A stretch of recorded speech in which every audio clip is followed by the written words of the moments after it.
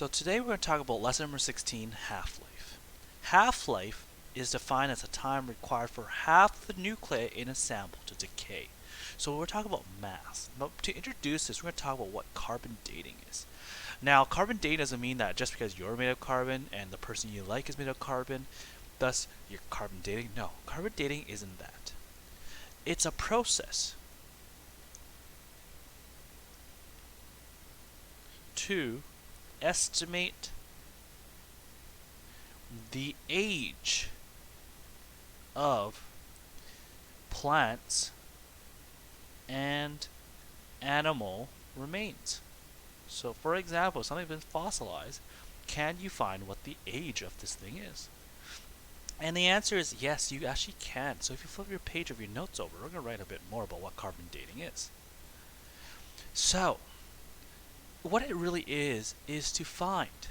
It compares the ratio of carbon 12 to carbon 14 in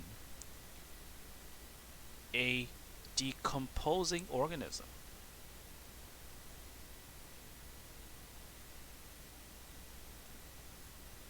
Now, why does this work?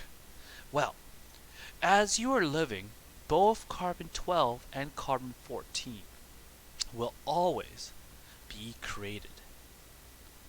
But when an organism dies, for example, what ends up happening is the carbon 12 is fairly stable. And because of that, it stays forever. It's going to sit there forever. But what's going to happen to carbon 14? Well, carbon 14 is radioactive. It's going to decay. And because it's going to decay, it's going to start breaking down. Now, as the object is living, as the organism is living, these two have a set ratio. But what's going to happen is, over time, the carbon 14, as it decays, that ratio starts to change. So if we were to draw a graph of this, you're going to see that. See if I could draw a graph properly. You're going to see that this line can, for example, represent carbon 12s. This is carbon 12. But what's going to happen is when the object dies, then carbon 14 is going to slowly go down. And this is going to cause this change in the ratio of it over time. And that change in ratio is what we're going to measure to find carbon dating, how old something is. But this is limited. We're limited because carbon 14 really starts to disappear after around 50,000 years. So we're going to the broader sense, and this is what we call half-life. Half-life is defined as the time required for half of a nuclei to decay. What that means is, for example, if half-life equals 2 years, for example, what that means is if you had a 100-gram sample, it will become 50 grams in 2 years. And then after that, what that 50 grams is, it's going to turn into 25 grams in 2 years. And so forth, and so forth. That means in another 2 years, it'll be 12.5 grams. So here's a little handy-dandy table showing you what half-life looks like. So this is the number of half-life right here. Here's our time period. Here's a percentage of the substance remaining, and this is what the substance still has. So initially, in the beginning, there's no time has elapsed. And that means you have 100% of your substance. To make it easy, let's say you have 1,000 grams of the substance. Well, after one half-life, let's say the half-life of this object is 2 years. That means 2 years has passed. How much of the percentage of your substance will remain? Well, because it's half, it's going to be 50%. What is 50% of your initial compound? Well, in this case, it's going to be 100 grams times 0.5. That means you're going to have 500 grams remaining.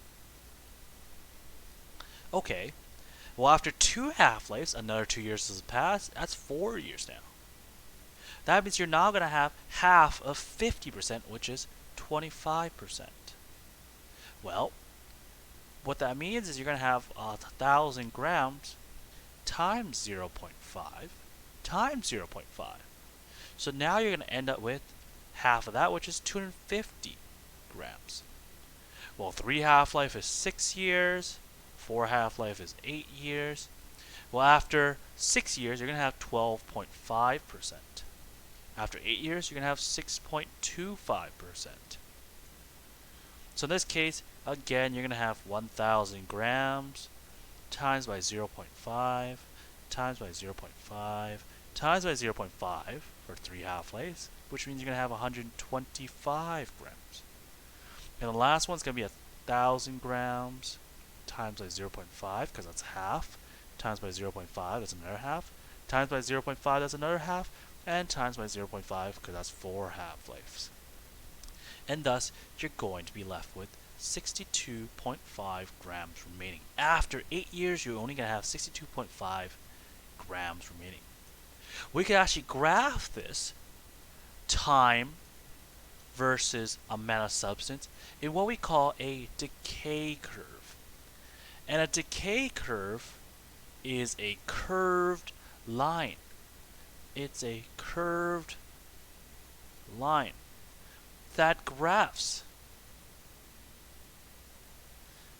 half-life as a percent versus time. And what's special about decay curves is that each decay curve looks the same. And what happens here is, if you flip to your next page of your notes, you're going to see that every decay curve looks exactly the same, but what changes is only time period changes. Because if you look at this one, right here is the start. This is 1 half-life, 2 half-life, 3 half-life, 4 half-life, and 5 half-life. So in this case, all you really need to know is, because it's percentage and this is time, this time period is what changes. Because in our graph, this was 2 years, 4 years, 6 years, 8 years, and in this case 10 years. So this means that in this case only the time period changes, but the graph looks exactly the same.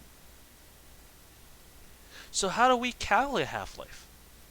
Well, if you look at that table you created earlier, you could see that in this case we're really taking our initial amount and multiplying by how many half-lives we have. Well, if we multiply the same number over and over and over again, that is an exponent. So in this case, how do we calculate half-life? We have a formula that will assist us in calculating half-life. We use this equation. The equation is n, which is your amount remaining, is equal to n naught, which is the amount you started with, times 0.5, which is half-life, to the power of t little t over big T. This is an exponent. Now what do each of these represent again? Well, n is the amount remaining after your half-life. N naught is the amount started. How much do you start initially?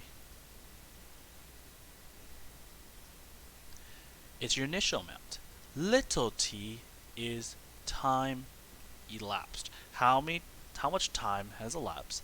Well, big T is your half-life, your time, your half-life time. How long it takes for a half-life to occur. Now, when you plug this into your calculator, it's really important that you really set yourself up by putting a bracket around your exponent, or else your calculator will do BEDMAS for you. And just note that only the 0.5 has that exponent, not the n naught. So let's look at this first example. What is the amount remaining of 50 grams of carbon? You start off with carbon-14 after 1,000 years if it has a half-life of 5,330 years. What that means is it takes 5,730 years for carbon-14 to half its mass. But if it's only been 1,000 years, you shouldn't expect it to be below half its mass. What will it be? Well, your first step is label everything you have here. This is your n naught. That's what you're starting with. This is your time elapsed. That's little t. And this is your big T. It's the amount of half-life. So this is your equation. N is equal to n naught times 0.5 little t over big T. What do you plug in? Well, in this case, n is equal to 50 grams. That's your n naught times 0.5 to the power of 1,000 over 5,730 years. So you now have to plug this in your calculator. Remember, you're only applying the exponent to the 0.5 because that's what BEDMAS is. It's always exponent before you multiply. So what do you get? Well, a lot of people end up sometimes solving this exponent first, because if you solve it first, you will get some decimal. I usually leave it just as is in my calculator. So what I'm going to do is I'm going to do 0.5 to the power of bracket 1,000 divided by 5,730, close my bracket. What I'm going to get is this value.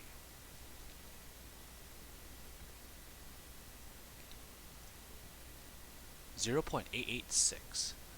That is 0.5 to the power of 1,000 over 5,730. Then I'm going to multiply that by 50. And what I'm left with is 44.3 grams.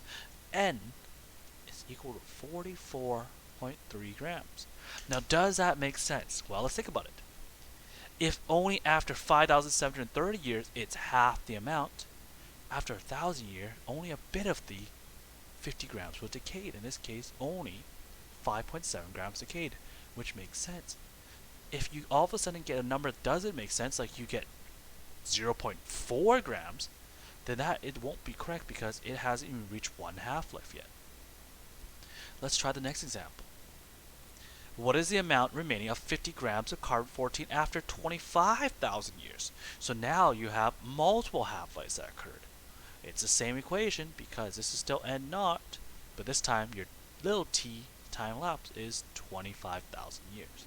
So n is equal to n naught times 0.5 to the power of little t over big T.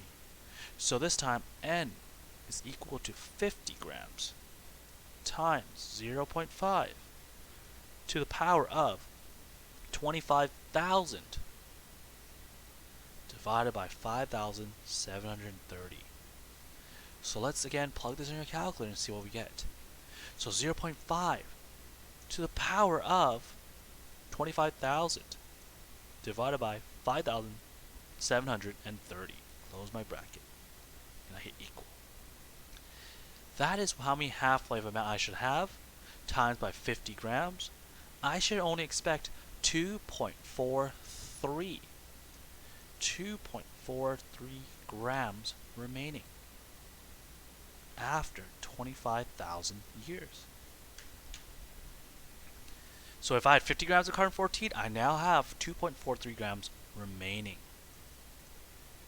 So this is how you calculate half-life with equations.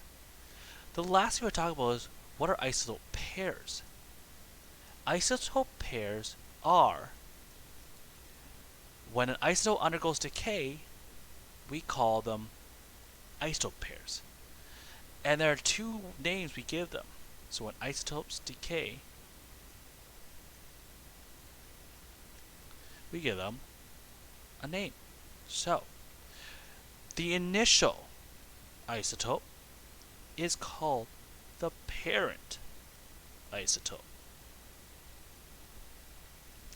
The decayed isotope is called the daughter isotope. And this is what we call an isotope pair.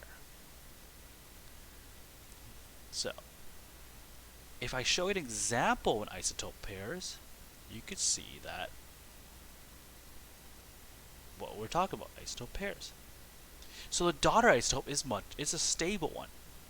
So let's say, for example, in this case, you have, let's say, carbon 14 will decay into nitrogen 14, which is stable.